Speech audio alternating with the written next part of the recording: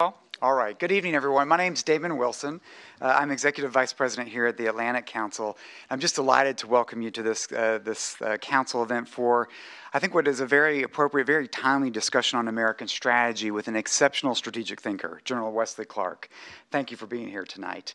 I'd like to offer a special welcome to General Clark himself and to Karen Tramontano, who I'll take the stage in just a moment to introduce the General, both of whom I can refer to as my bosses, as Atlantic Council board directors here, as well as Vago Muradian from Defense News, who's going to be moderating the conversation with General Clark shortly.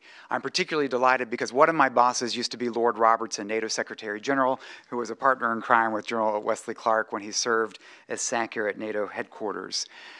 Here at the Atlantic Council, the Brent Scowcroft Center, which Barry Pavel, who's with us this evening, the Scowcroft Center on International Security, has recognized that in an increasingly complex world, the United States and its allies face much more intricate and shifting challenges than ever before, and that this changing security environment from the Middle East, the rise of China, the economic challenges in the West, the ongoing crisis in Russia and Ukraine, and the accelerating pace of technical change suggests that a more volatile future, a future where the role of the United States is still not adequately defined.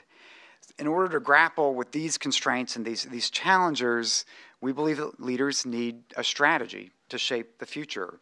And that's why the Atlantic Council and the Brent Scowcroft Center in particular are placing strategy and strategic thinking at the center of our work today, especially as part of a new effort that Barry is helping to lead here with Governor Huntsman, America's role in the world. And as part of the Council's effort to inject strategic thinking into the dialogue about the challenges the United States and its allies face, it's just a delight to begin this conversation and host Wesley Clark, a retired four-star general, a former Supreme Allied Commander in Europe, a renowned strategist, a former presidential candidate, to help kick off this conversation. You know he's completed a new book, Don't Wait for the Next War, Strategy for American Growth and Global Leadership. I hope you were able to pick up a copy in the lobby. If not, you can do so afterwards.